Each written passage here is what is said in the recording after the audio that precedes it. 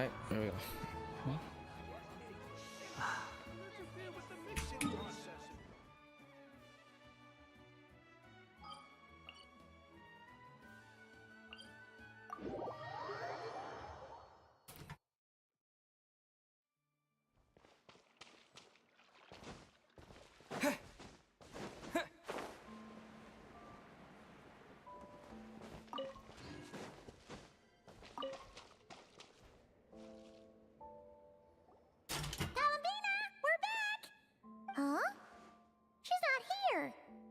I can't sense her presence at all.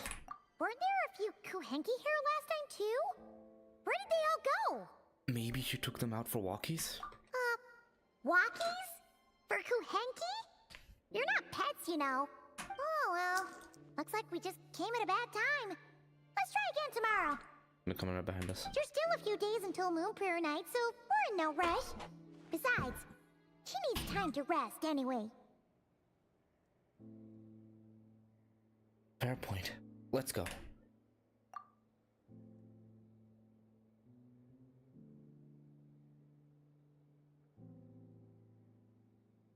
Kalamina! Are you back yet? Round 2. Oh, how strange. Looks like she still isn't here. This is a bit odd. Right? It's not like her to spend so much time outside. Especially since she's worried about attracting unwanted attention. By the looks of it, she hasn't been back all day. What about Luonatar? Luonatar, you there? There he is. Hey! Or she. Do you know where Kalambina went? Sorry, didn't understand. But if you know where she is, could you take us to her? Sounds like an I don't know either to me. Yeah, that's even stranger. Paimon, look. The flowers. What about them? Oh, that's not good news. They're white and lilac. They change color when Kalambina gets weaker, right? And they look super pale right now. Let's go.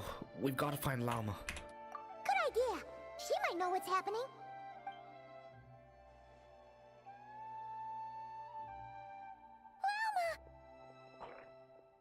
Ah, it's you. How is Kutar? Is she okay? She's missing. Has she visited the Frostmoon Scions? No, she hasn't. I came here to check on her after I noticed the flowers had changed color. Based on past precedent, she must be very weak right now. Even getting up to walk would be a struggle. It seems unlikely that she wandered off outside. Not to mention that she doesn't do that at the best of times either. So yeah, this is super weird. Has anyone approached Silvermoon Hall lately? No. Very few people are in the know about Kutar's whereabouts. And if anyone suspicious had visited, they'd have left some sort of evidence. Come on, let's go to Nasha Town. If anyone has seen her, someone there will know about it. It's not Kry's information hub after all. Makes sense. Let's go!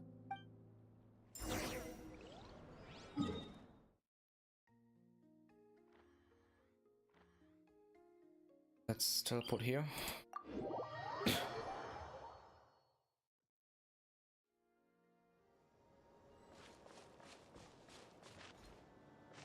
That's a world quest. No. Squall and fury. Oh no! That never happens. God, no, no, no!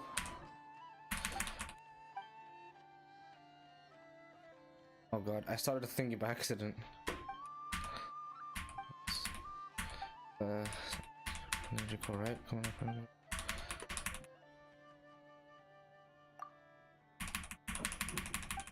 Tell me.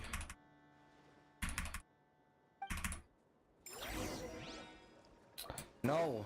Hell no. Get me out of here. This never happens. Behold. Then again, I think I just went to the teleport waypoint and went to one. Okay. You're dead. What the heck?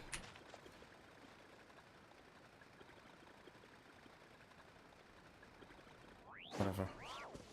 What's this? Oh, it's just like the thing in Sumeru. You want to use my... Those are ornaments from Wait a 4.8. moment. suspicious. It's never been here before, right? No. No, I don't recognize it.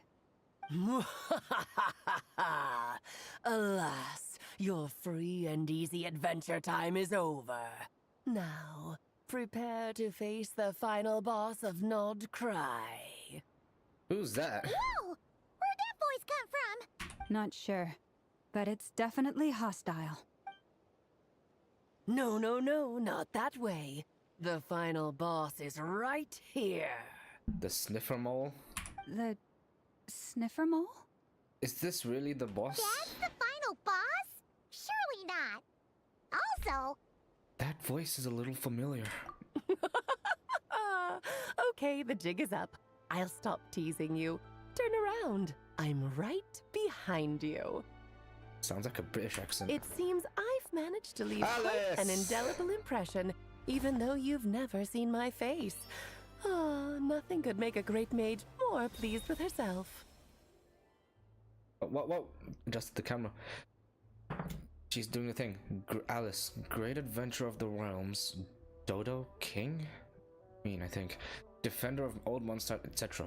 But most importantly, mother of the most adorable Klee. Quite a beaut. She is very animated. What is going on? I've heard that all the big shots in Teyvat have long, wordy titles that stun people speechless when they make their entrance. Unfortunately, none of them are affiliated with the Hexen Circle, and we ourselves keep a very low profile. The notorious name-dropping doesn't quite work for us. Still, I, for one, think I'm really quite amazing. Her movement has interpolation. She eases in So and eases that out. didn't stop me Look. from coming up with a title anyway. Alice? It's really you this time? Not a lantern or a dodo but Alice in the flesh? Then there's Traveler, he's almost epic by That's comparison. right. So, what do you think? How does it feel to finally meet me? You look like... You look just like Klee. Oh, that's the first thing you thought. A little surprising, but that actually makes me very happy. Because that means that when Klee grows up, she'll be just as stunningly beautiful as her mother. So she's a friend of yours? Kind of. This is actually the first time we've seen her in person. I see. Madam Mage, that was, quite a powerful entrance. I certainly won't be forgetting it anytime soon. It's okay, Lauma, don't force it. Paimon will do the honors. This is Alice from the Hexen Circle. She's a friend of ours. And of Arcus, too. She's helped us a lot in the past. That's right. She's a good person, just kinda... unpredictable. Well, what is the human heart if not unpredictable? Hmm? If we could not do as we please, how would we differ from machines? I am Lauma, Moon Chanter of the Frost Moon Scions. It is a pleasure to meet you. Oh, I know. Before you got here, I spent a good, 15 minutes getting up to speed on Nodcry's present situation.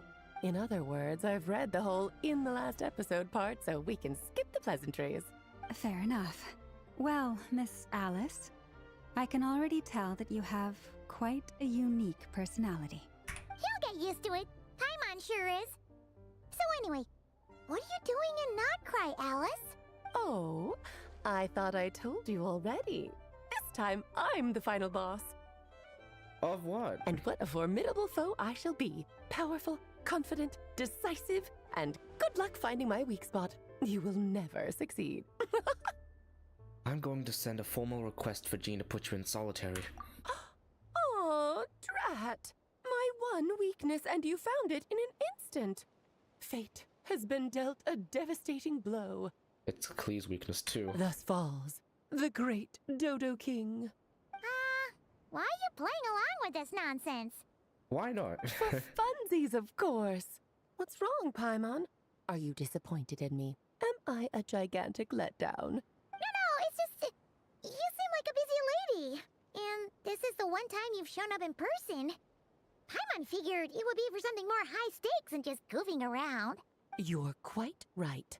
I'm here in Not Cry because something big happened. Something big enough it caught the attention of the Hexen Circle. Uh,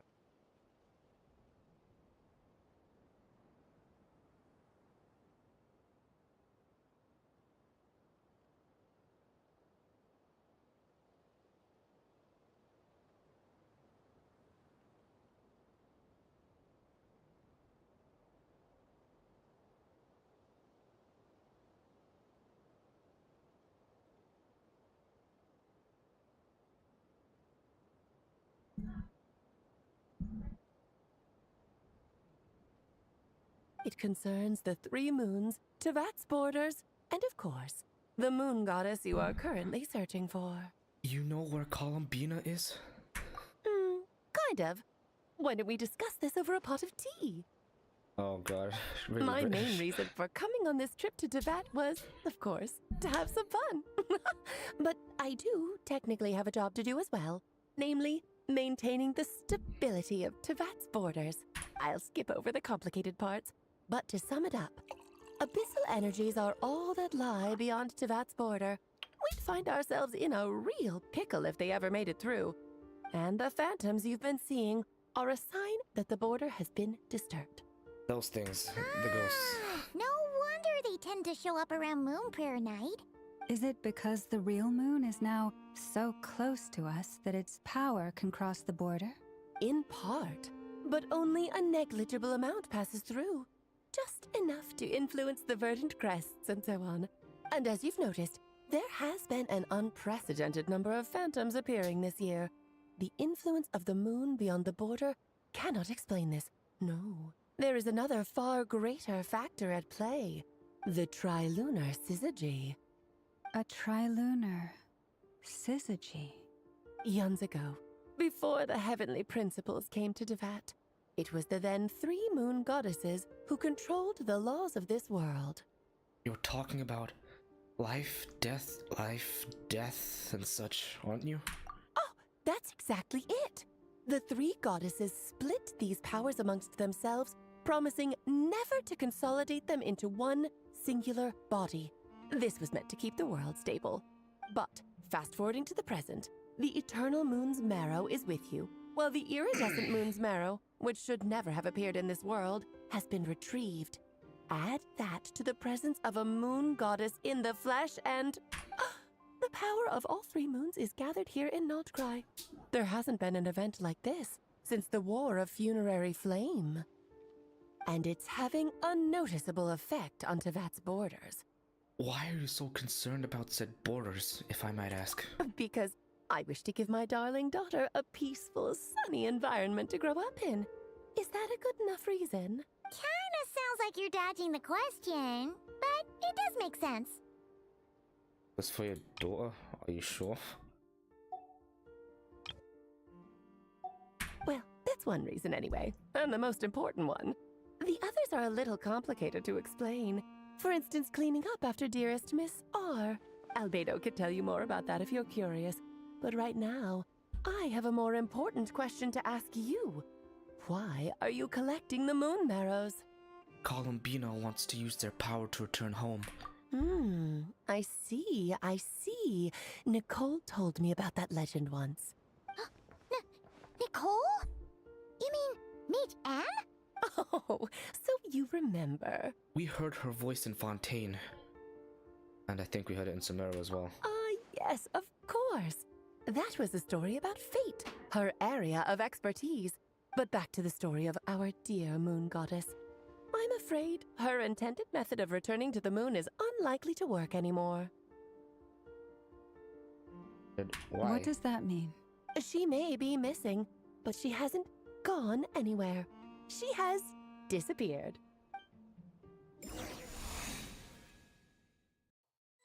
Very weird way of saying it.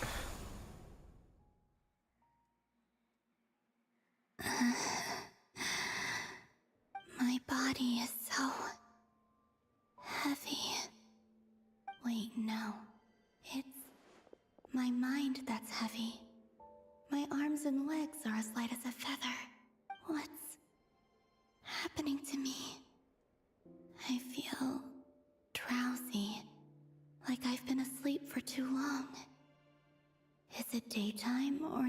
time. Is the moon out? I think I'll go for a walk.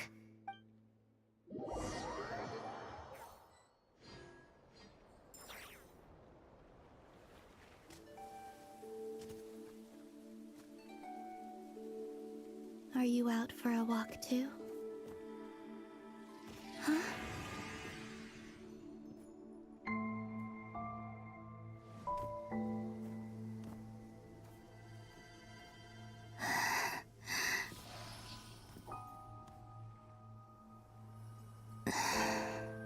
The day has come at last.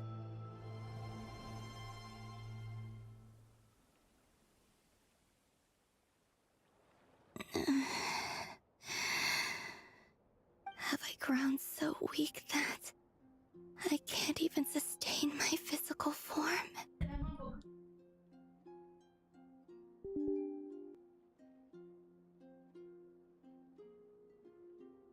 But Moon Prayer Night is nearly here. I was so close to returning home. Death is near. Is this how it ends for me? Will I return to the moon after I disappear? Or...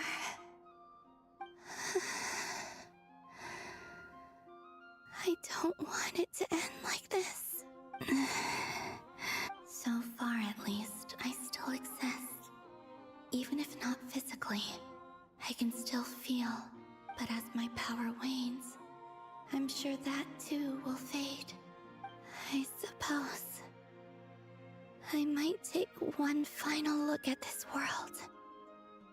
The world where I was born.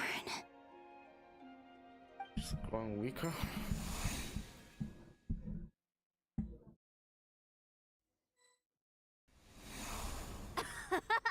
Come on! Come on! Wait for me!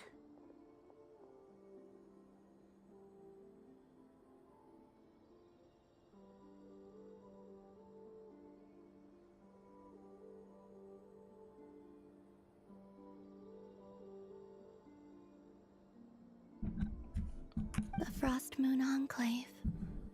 How much it has changed since I was born. These decorations, they're so heavy. It's times like this when you kind of wish men could be priestesses and acolytes. You're not even lifting anything. How fascinating. I've never had the chance to be privy to people's private lives in this way. In the past, people would get so solemn and serious the moment I showed my face. Like they were frozen stiff. Karina, Lametti, it's time to eat. Coming!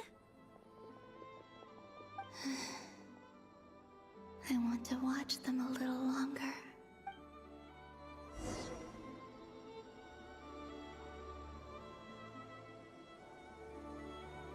You walk so majestically.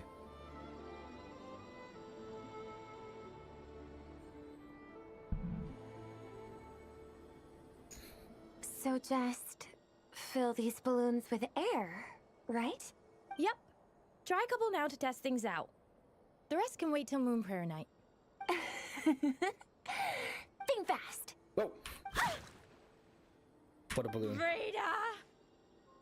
She's so cute. Teasing an acolyte of the Frost Moon Scions? Surely that's a punishable offense. Whoa, what? Take this! Whoa, shoot. Huh? All right, enough horsing around. Lady Lauma gave us a task. We should get back to it. The task is just to check that the balloons don't leak, right? Doesn't matter if we fill them with air or water. Okay, you got me there. And you got me there. But still, we can't use all the balloons before the festival even starts. We won't use all of them. And as long as Lady Lauma's trusted acolyte doesn't snitch, this can stay as a little secret between friends. A couple more can't do any harm, right? Oh, you menace. Then think fast! Whoa, whoa. Is pumping a balloon full of water really so much fun?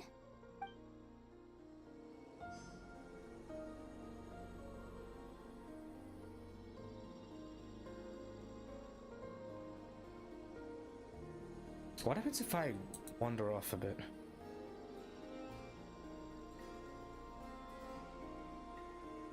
Okay, there's the border. Yeah.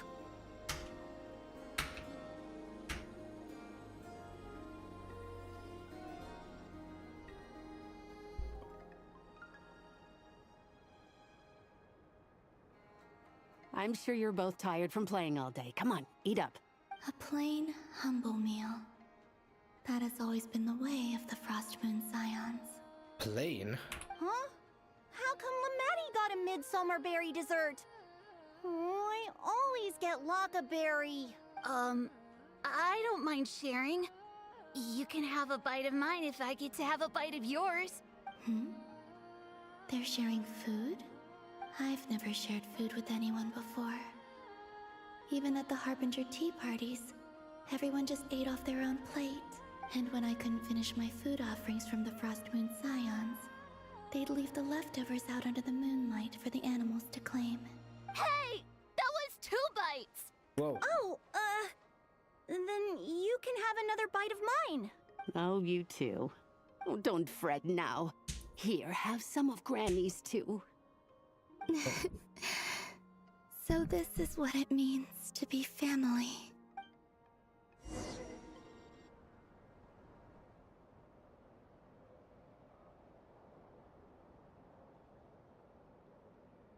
I'm seeing so much that I'd never usually get to see. They'd never act like this when I was around. It's nice, being able to just watch people in peace in these final moments. What a rare opportunity. I think I'll go take a look around Nasha Town, too. Maybe the Traveler will be there.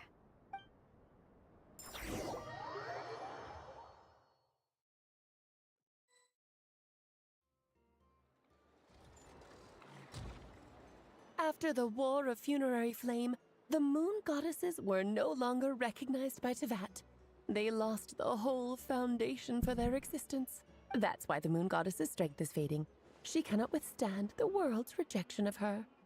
It's just like what Columbina said.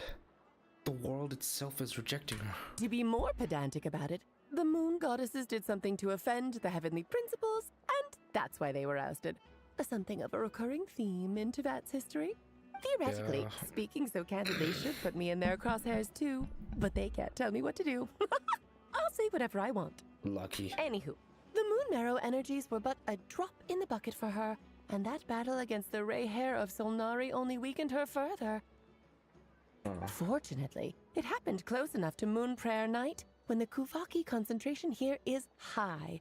That's the only reason she managed to survive this long. What do you mean, fortunately?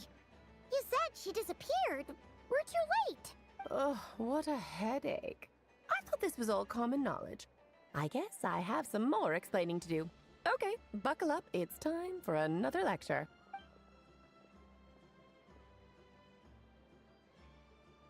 Now, I said earlier that the moon goddesses lost the foundation for their existence. The reason for that has to do with the natural order. Basically, the rationale for their existence in Tevat was lost. The same logic applies to the present moon goddess, too. Consider her existence so far. Her comrades in the Fatui called her Damselette. Oh, yeah. And she was worshipped as Kutar by the Frost Moon Scions. But these connections have now been severed, whether by her hand or yours. So, the rationale that once sustained her existence is now gone. Wait, we did that to her? Oh, well, strictly speaking, yes. But let's not start pointing fingers, shall we? I'll only end up as the big bad villain, and that's not the kind of final boss I want to be. If you're making light of this, hopefully that means you have a plan. Of course I do. I'm only the greatest mage in the whole entire world. Now, if you wish to find your moon goddess, there are 2 problems we need to solve. Firstly, we'll need to strengthen the connection between her and Tevat, at least enough to sustain her until Moon Prayer Night. Strengthen her connection. But does that mean I'll have to rally all the Frost Moon faithful behind this? I'm afraid a bygone faith and a former home won't be of any help to her now. Do you know her name? Her name? Yes. Names are very important things. A name is a fundamental concept that anchors one's entire existence. I asked her once, but she said she didn't know. Then your first job is to find it. As a moon goddess, I'm sure she must have a name she identifies with. Like what? Neither Columbina nor Kutar is her true name, and she's never really accepted either of them. So, finding out her real name is enough to sustain her existence? Yes, I know it sounds like a small step, but every journey begins that way. So for now, that's all we need to focus on. The second problem is with her plan to use the moon marrows to return to the moon. Unfortunately, piercing through the false sky will take an enormous amount of power. Given her current condition, she won't be able to provide anywhere near enough power, even if she recovers her physical form. But no need to fret. Nicole's the expert in this field, and I'm sure she'll figure something out. Wait, Mage N is going to help us out too? That means we've got 2 Hexencircle mages on the case. This is turning into a pretty big deal. Actually, this is more of a side quest for me. Like you said, I'm a busy lady, so I can't stay for too long. I'll have to return to Tevat's border soon. Thanks for telling us all of this. That's the upside you get for looking out for my little Klee. Hopefully that will incentivize you to carry on keeping her company in the future. About that. Anyway, jokes aside, you'd better get moving. It will take quite a miracle for the moon goddess's consciousness to hold out till Moon Prayer Night. Oh, I suppose I might as well tell you where Nicole is before I leave. Off you go now. Time to meet your new friend. Oh, yes, and a little suggestion. Don't forget to mind your heads. What? I wonder how Durin's doing. I should really go see him before I head back. You really are super busy. I most certainly am. There's so many children I have to keep tabs on just in Mondstadt. Durin, Albedo, Venti, Varka. Varka? There were some unexpected names in there. Klee didn't make the list, huh? Of course not. Klee is my pride and joy. I have no qualms about her, because she's the best child in the whole wide world. You're towering over us like that for. Yep. Klee's a little angel. Explosive little angel. Glad you agree. Well, all the best. See you when I see you. She left in a hurry. Yeah. She didn't pack up her stall. Should we handle it for her? I doubt that's necessary. A mage of her abilities doesn't need our help. I must say, I'm now very curious about her daughter. Klee, wasn't it? What's she like? That's a long story. Come on. We'll fill you in as we go. Okay.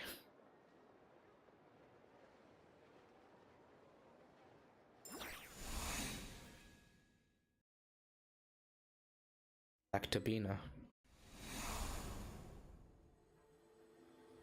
Oh no! We just left. What a lively place. I've never experienced Nasha Town like this before. One sec.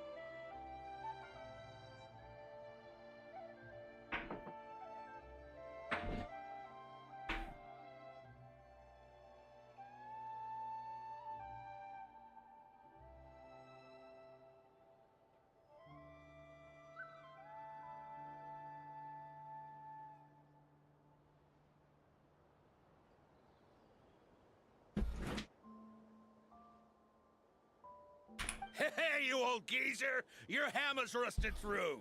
Who are you calling old geezer? Are they quarreling? I'm looking right at him! You've really gone downhill since giving your daughter free reign in the workshop. Can you even swing a hammer anymore? It shouldn't take you days just to fix a single chair!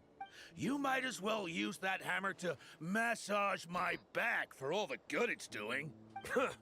Don't run your mouth, or you'll get a back massage that'll put you in bed for the rest of your life. Look, the materials haven't arrived yet, all right? You know how busy it gets in the days before Moon Prayer Night. I'll bet you send all the materials to your little princess. Blood's always thicker than water, huh? All right, you've made your point, Uncle Koski. As soon as the materials arrive, fixing your chair will be the #1 priority. And Dad, if you've got time to chat, why don't you lend me a hand, See? Lolka knows what the score is. I guess they're friends. But the way they spoke to each other was so ugly. Yeah, this happens ever so often. Then again, it wouldn't be the first time I've seen something like this. Columbina! Sing outside my door in the middle of the night one more time, and I'll unscrew your vocal cords. You hear me? Oh, hi. Oh, Sandrone. So that was her way of trying to be friends with me. What a pity. I won't get the chance to say any ugly things in reply.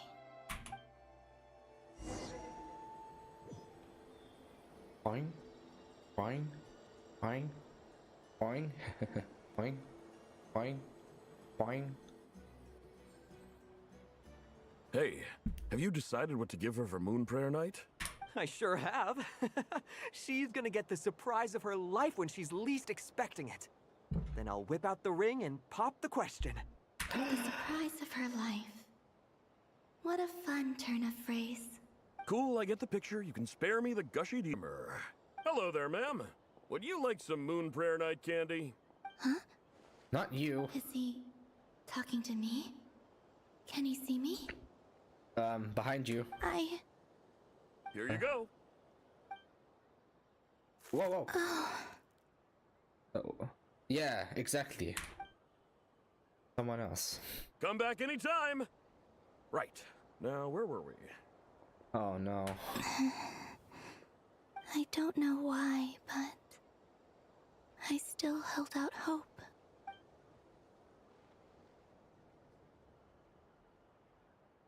The most important thing right now is to find that mage. Oh, Varka's here now. This name thing seems super important too, but where do we even start looking? I'd better go pay the Fatui a visit. Oh, the Fatui.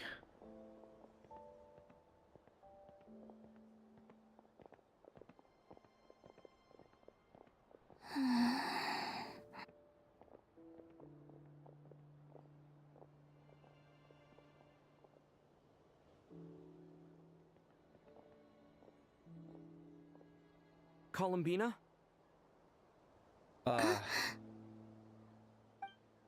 Whoa, what the heck? We can see her.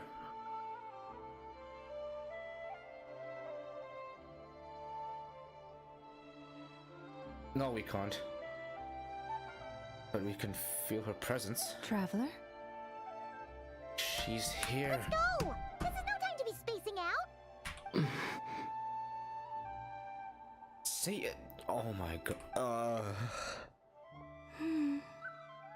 Idiot.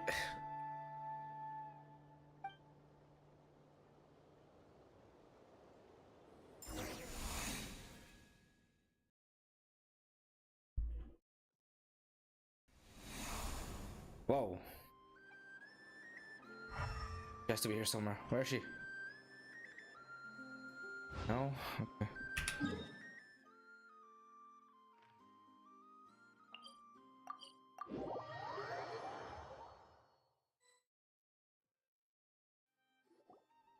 Where are they going? They mentioned a mage and a name? So, Mr. Varka, Are you acquainted with this Nicole? Or should I call her Mage N? Ah, not really. We've never met, though she has come up in conversation. From what I've gathered, Alice kinda took Nicole under her wing. Taught her how to speak in a more ladylike fashion, that kind of thing. Huh. Hard to imagine Alice as an etiquette coach. Yeah. Alice is a larger-than-life personality, I'll give you that. But then again, that's why she's able to draw such an eclectic mix of people into her inner circle. If I remember correctly, being an interesting person is actually one of her main entry requirements. So, if you ever wanted to join the Hexenzirkel, I'm sure you'd both be eligible to apply. No, thank you. Hey! Don't go around making promises on Alice's behalf. I wouldn't dare. I'm just trying to paint a picture of the Hexenzirkel for you. Okay, sure. Anyway, since none of us have ever met Nicole, how are we supposed to find her? We can't just go up to every woman in sight and ask, "Hey, are you Nicole?" Maybe something she's wearing will give it away? Like, a windbloom pinned to her chest or something. Wait a minute. Alice never said Nicole was from Mondstadt. Hey, she's doing the Shack pose. The Shack timeout pose. Oh, true. What about a tea set? I recall that each made has their own cup. That would be this young lady, then? Yep.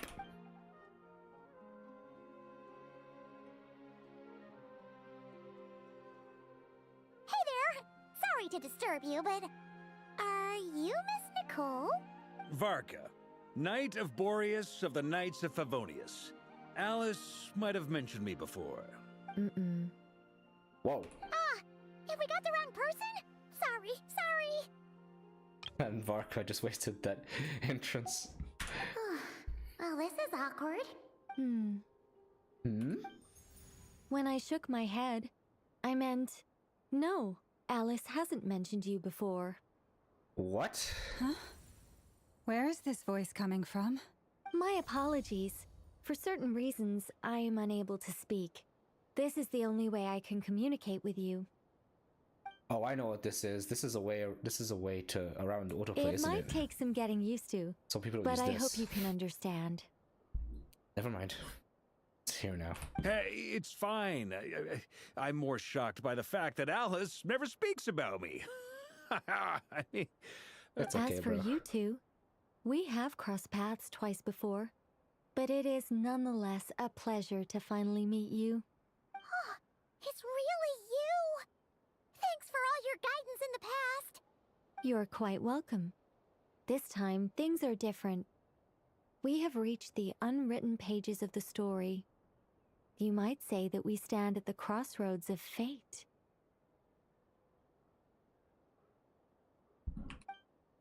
Now then, allow me to formally introduce myself. My name is... Nicole. No, stop! Alice! I can't believe it! Oh, that's what that. Oh, I had okay. a whole agonized over every single word. She always picks the worst moments to ruin other people's plans.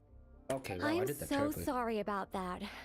Alice took the liberty of devising some bespoke self-introduction magic for each member of the Hexenzirkel.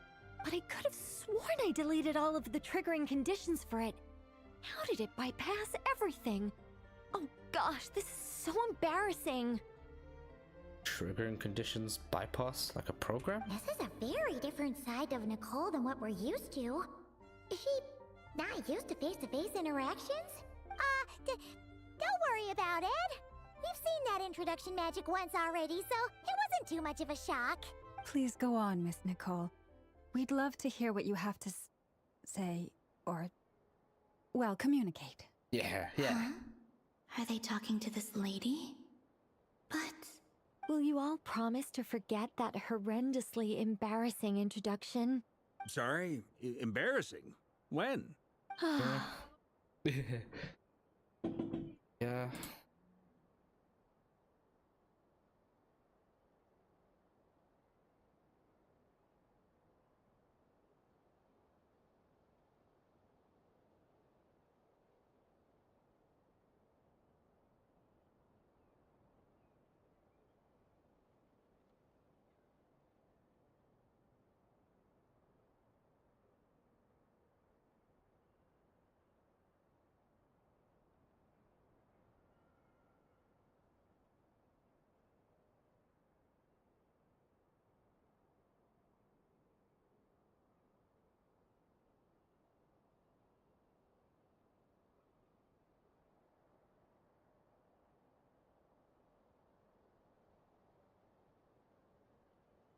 among the words that hopped out just now, I saw angel.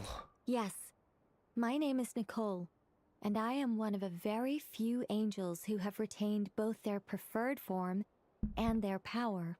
The Traveler and Paimon should be no strangers to this concept. There is another of our kind in Natlan. They call her the Lord of the Night. Oh yeah, her. Alright! Paimon remembers her! But we've never seen her in person. Yes. Well, I have retained more of my power than she. It's because I don't have a long-term duty to fulfill. To be more specific... I don't know why Columbina just walked towards the screen. No. We'll be here all day if I get into the specifics. Moving on. If I'm not mistaken, you are here because you wish to learn how one might reach the moon beyond the sky. That's right. Is that something you can give us any guidance on? Yes, I do know a way. It began with the Hyperboreans, who lived after the War of Funerary Flame. Blank looks. Maybe I should start with the background of the war. Oh god. Or maybe not. It shouldn't be an issue. Doing? I'll fill in the gaps for you when we have more time. Anyway, after that war ended, the three moons retreated to beyond the false sky. The Hyperboreans were humans I once aided. They accepted the civilization and creations bestowed upon them by the angels. What kind of outfits are these? What are they But wearing? despite accepting many blessings of the angels, many among them still held on to their faith in the moons. They were reluctant to accept the new order.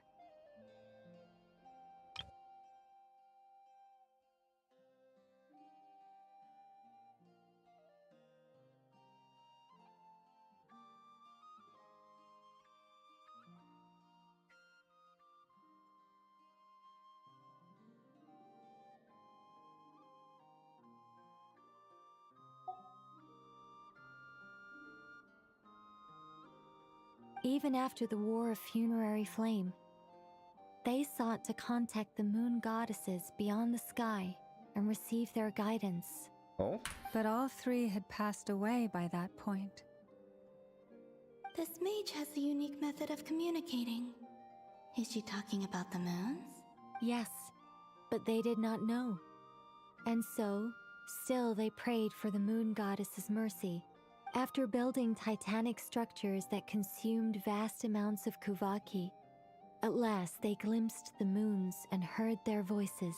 But of course, they were gravely disappointed. For it was then that they realized the three moon goddesses were dead. Oh, that's such a sad story. It is. Humanity was in a very sorry state at that time. The angels who had once aided them were gone, and the War of Funerary Flames had left them homeless and destitute. Just a second, I gotta ask. How relevant is all this history to the task at hand? Well, I mean, it's... Okay, it seems we've drifted into irrelevant narrative waters. You went on a tangent. It's been a while since I've had the chance to speak inside someone's head. As soon as I got started, I lost control, and the words just flowed out like a waterfall. Right back.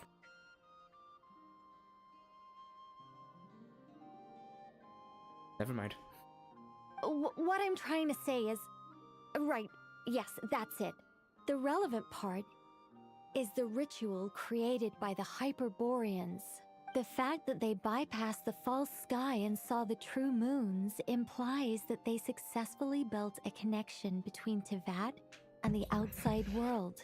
Which means, with enough Kuvaki and a sufficiently stable connection, it should be feasible to send one person over the border.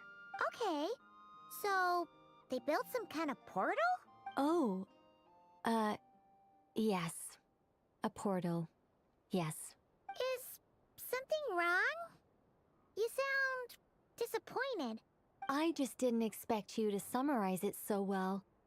It turns out I could have said all that in one word, if only I'd managed to think of it. What is Bina doing? She's just... Coming!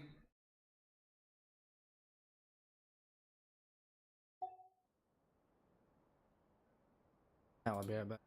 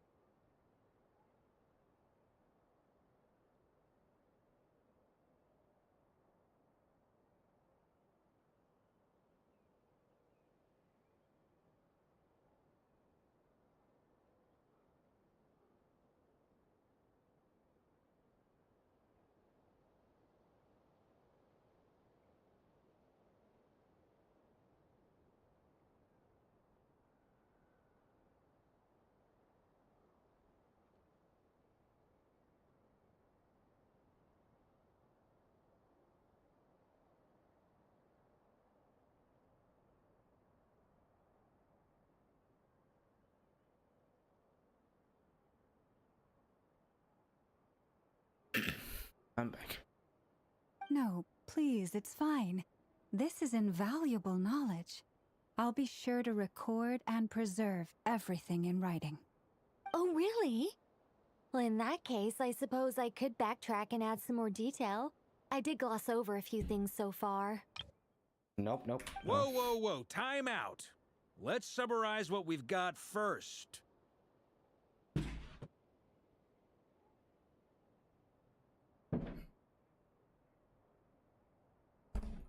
The Hyperboreans were the last ones to use this method, right? So we somehow need to find whatever structure they built and make sure there's enough Kuvaki to power it up. Luckily, we have the moon marrow of both the eternal and iridescent moons, so we're all good for What is Kuvaki. Bina doing? Which means the key issue we need to focus on is finding the place. Am I right so far? Yes. Although I expect the structure is long gone by now. That said, what if we could take advantage of the phantoms to travel back to a time when it still existed? Well, travel back isn't quite accurate. It's more like we'd be creating a handshake between 2 points in space-time. We wouldn't even have to pick a time when it still existed. It could just be a time when it still appeared in phantom form via projection, or we could project our own phantoms, fold them together at... Yeah, kinda... You look lost. Was that too hard to follow? Yeah, things got a little, technical there. Imon's brain is reaching capacity. Alright. Let me think about how to put this more simply. Okay, got it. Over the next few days, I'll search for phantoms that we can use. Once I find one that meets the criteria, I'll let you know and we'll regroup. By completing certain rituals, specific individuals will be able to enter the phantom and make it to the Hyperborean structure. Bina, you just... If everything checks out, and it looks feasible, we'll just need to wait for Moon Prayer Night, and we can send the Moon Goddess back home. I'm really skimping on the detail here. Is this making any sense at all? I think so. For now, we'll just wait to hear from you. Yes. Basically, yes. Great. Counting on you. In the meantime, we'll focus on finding the Moon Goddess's name. My name? Are they looking for a way to stop me from disappearing? Excuse me, Miss... Go on, Miss Nicole. This conversation was a little all over the place. I didn't catch your name. Llama. I am Lauma, of the Frost Moon Scions. Ah, I did wonder. I noticed that you listened very intently when I spoke about Hyperborea and the moon's history. If you'd be interested, I'd love to visit you this evening and go through it again in greater detail. Also, if you were serious about making a record, it would be too risky to simply write down the raw details as is. I would suggest some tweaks.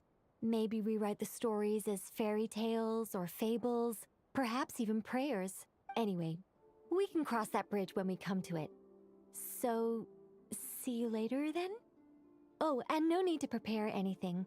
Just a cup of tea will do. See ya! Bye. She seems friendly. It's just... It's so nice to find someone who's actually willing to listen. I've been dying for a chance to finally go through... Now Paimon gets why Alice told us to mind our heads. What did I tell you? A lot of quirky people in Alice's orbit. Now then, the next order of business is, where do we start looking for the Moon Goddess's name? Maybe the rest of what Nicole has to say might give us some clues. Once I've heard her out, I'll summarize the salient points and share them with you all. I'm also inclined to review our other documents. Yes, our faith was first established by our Hyperborean ancestors, but many of the more factually accurate records are from after Kutar's birth. I have a hunch that the Fatui might know something too. Sounds like we're gonna follow Calabina's journey through Devat, huh? In that case, we'll start by heading to the Frostmoon Enclave. Sounds like a And plan. Bina's just right there. Take this with you. I'll see about getting in touch with the Fatui. It'll probably just be Arlecchino and Sandroni again. They're the only ones who would want to help. Thank you, Mr. Varka. Don't mention it. Honestly, I'm more comfortable dealing with the Fatui than prying into the details of a young lady's childhood. Catch you later. I should follow them, just in case there's some way that I can help. Okay. Well, I